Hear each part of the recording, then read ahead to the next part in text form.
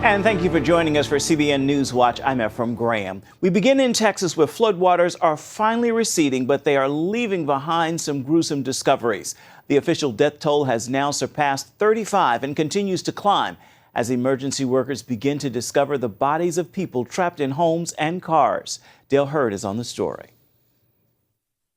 In Crosby, Texas this morning, there have been 2 explosions at the Arkema chemical plant. Officials knew it was coming because without power for refrigeration or backup generators, plant officials said chemicals would explode. The plant makes peroxide. The area around the plant had already been evacuated. Now a tropical depression moving inland, Harvey, is about to release its dead. That's because the death toll will keep rising in the aftermath of the storm as emergency workers and family members find more bodies. And meanwhile, the living are just coming to grips with the grim aftermath. Everything's gone in the whole neighborhood.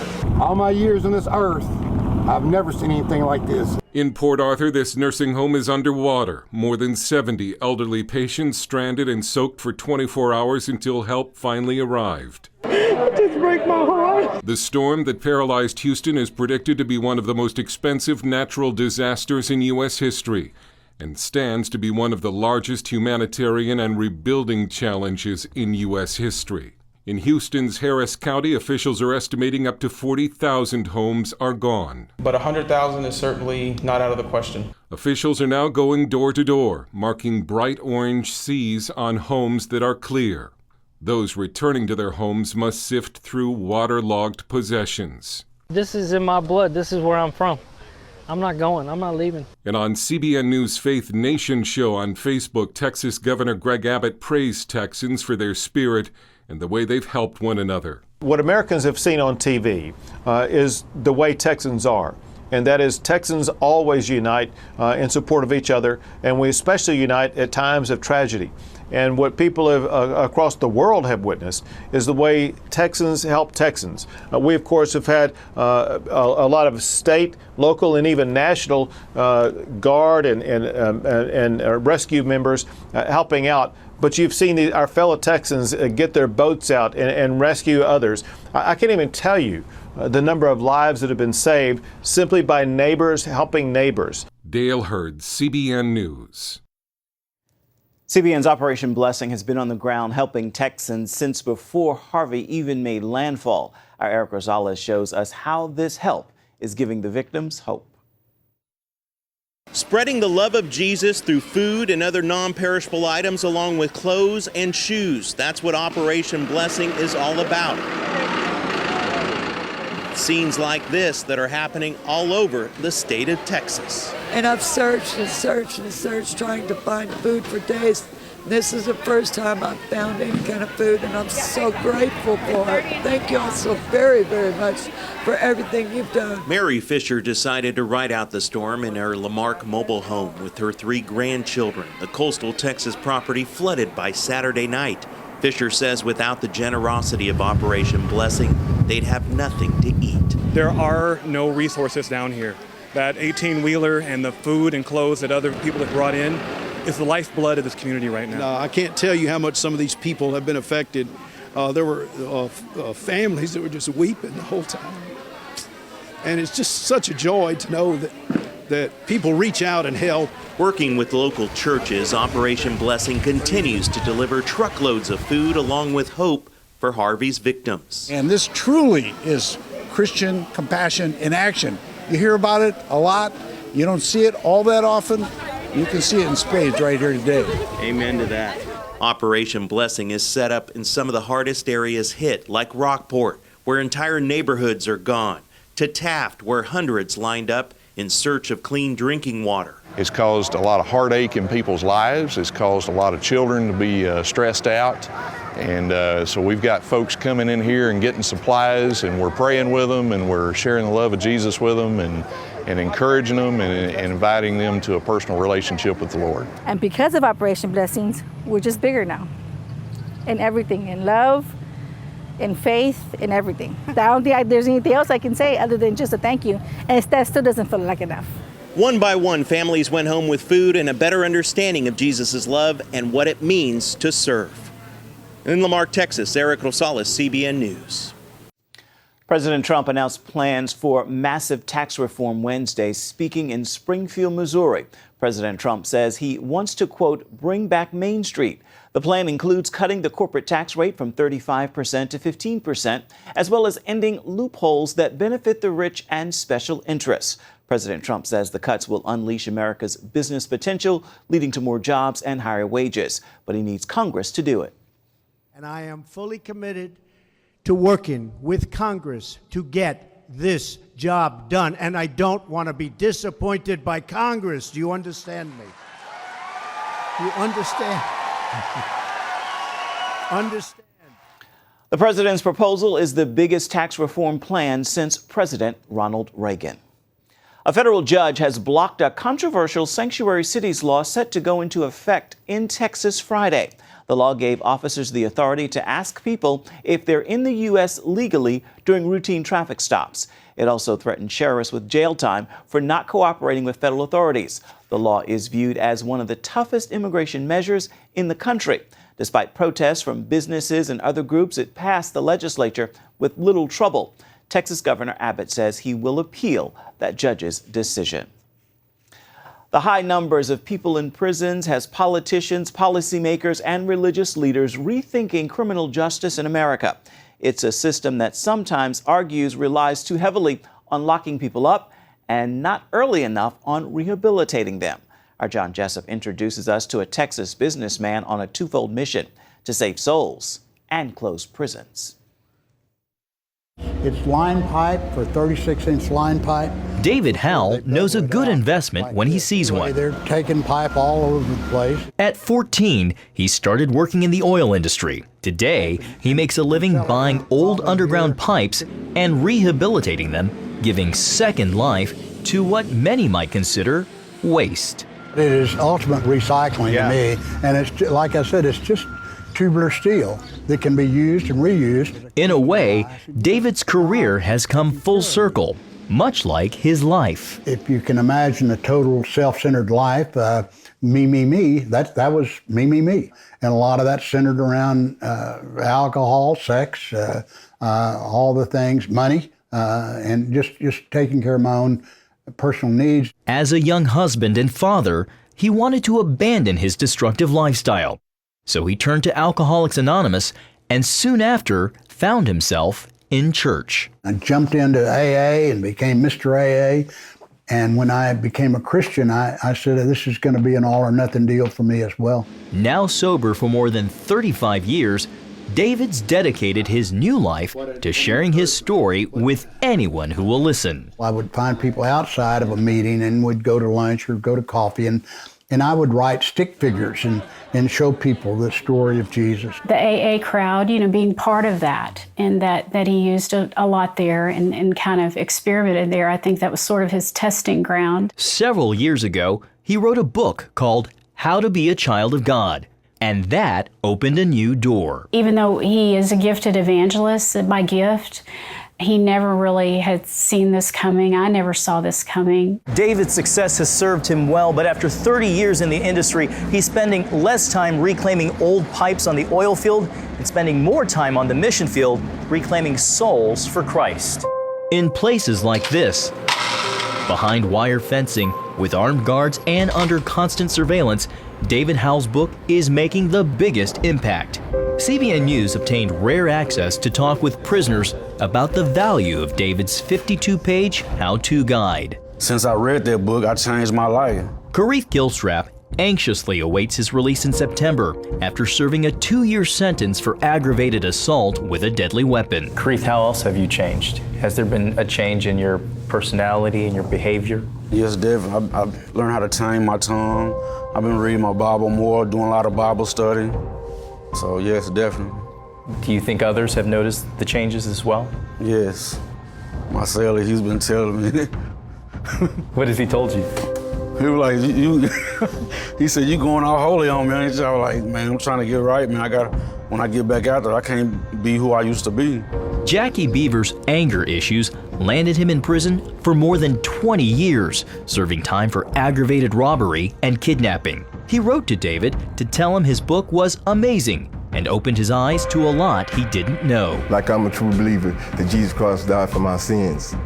And when I read that book, it's like a breath of fresh air. It's like something took over me. CBN News was there to record the moment both men personally got to thank the author. For David, the meeting only confirms the call to keep reaching out to the 2 million American men and women behind bars. Here I am, 77, and I'm a roughneck from South Texas. And what do I know about writing a book about salvation? But I could identify with those kind of people. I've roughnecked with them, I've worked with them. For all the things I did and all those years of that hellish living, he got caught and I didn't. The only difference is he's in prison and I'm not. Prison volunteer Rick Pritchard hands out copies of How to Be a Child of God. He says it's colorful, easy to understand, and produces real change in a place of physical and often spiritual bondage. They're free, and you can tell when they got Jackie, the smile on their faces, you know they're free inside. David wants to get 600,000 copies of his book into America's largest state and federal prisons and county jails, all with the goal of helping men and women behind bars experience spiritual freedom. And that's what we say in prison evangelism, changing hearts and closing prisons. So the return on investment is incredible. Reporting for the East Ham unit in Lovelady, Texas, I'm John Jessup for CBN News. Many people say one reason we need to reform our justice system is simple. The U.S. puts more people in prison than any other country. Coming up, Israel is the lone Jewish state in a sea of Muslim countries. This week, many Jews are celebrating a crucial stop on the rocky road that led to the creation of the Jewish nation. More than 2 million Muslims are gathering in Saudi Arabia to celebrate the peak of the annual Islamic pilgrimage known as the Hajj. People from 160 countries are converging on the Islamic holy city of Mecca today. They will arrive at Mount Arafat to spend an entire day in prayer, fasting, and performing religious rituals. The Hajj is a requirement for all Muslims. They must make the journey at least once in their lifetime. The Jewish state of Israel is a tiny country amidst a sea of Muslim nations. Next year, Israel celebrates the 70th anniversary of its founding. The road to statehood was marked with many milestones, including a key event in Switzerland more than 100 years ago. CBN Middle East correspondent John Wagi has that story. In 1897, Jewish leaders from around the world gathered in Basel, Switzerland, to discuss the idea of a Jewish state. They were trying to combine the practical with the ideal. The ideal was to establish a Jewish state, but there were already practical steps on the ground. Historian Michael Widlansky says Jewish pioneers were already here, trying to farm the barren land. Theodor Herzl said, we need a state. And he predicted that in 50 years from 1897, there would be a Jewish state. And sure enough, there was. Herzl died in 1904 and didn't live to see his dream fulfilled. But in 1949, the father of modern Zionism was reburied here, in this Jerusalem cemetery that was named for him. His grave lies next to some of Israel's greatest military leaders and statesmen. Herzl, a Viennese journalist, initially believed the Jewish people should assimilate into the Christian world to be accepted. That changed after he witnessed rampant anti-Semitism in France.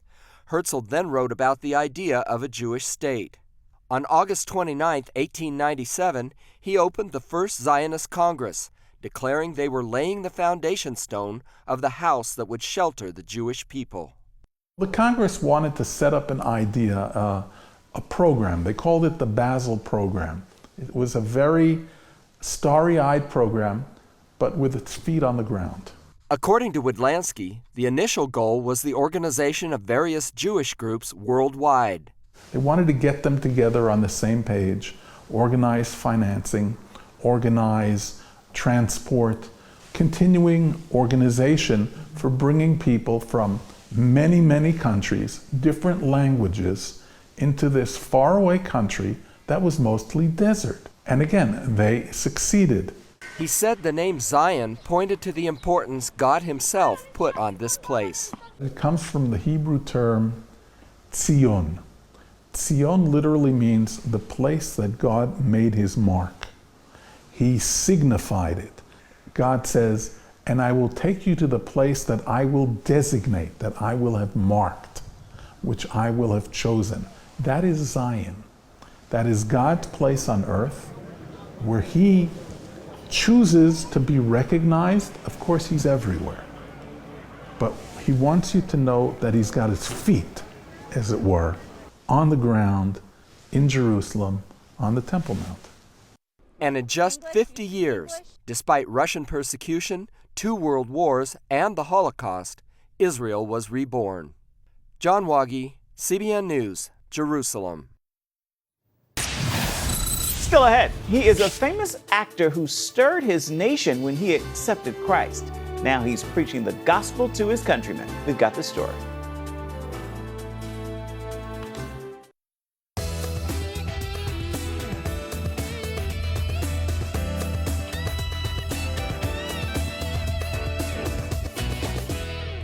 A group of some 150 Christian leaders is affirming biblical sexuality. The Council of Biblical Manhood and Womanhood released the Nashville Statement this week.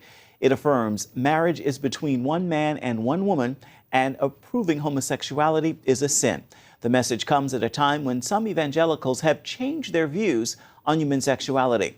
The statement reads, "Our true identity as male and female persons is given by God. It is not only foolish but hopeless to try to make ourselves what God did not create us to be."